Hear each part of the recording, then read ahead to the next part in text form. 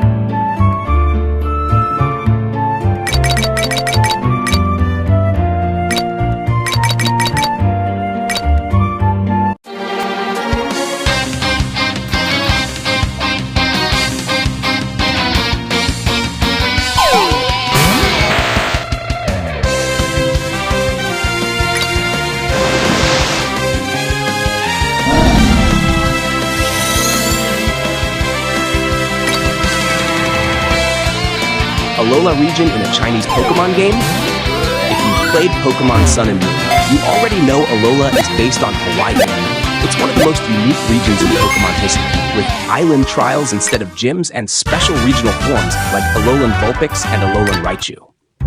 Now, this new game, which you can find on X7game, takes place in Alola. The environment, Pokémon designs, and even the story feel very familiar. However, there are some differences in character designs and gameplay elements. It's like an alternate version of the classic Alola adventure. How similar is it to Pokémon? Let's talk about the gameplay. This game is almost a one-to-one Pokémon experience. You start with a starter Pokémon, battle wild Pokémon, and challenge trainers. The turn-based battle system feels exactly like an official Pokémon game. The graphics are also very Pokémon-like. If you didn't know better, you might actually think this is an official game. Even the UI, sound effects, and animations are similar to the main Pokémon series. The built-in translation feature.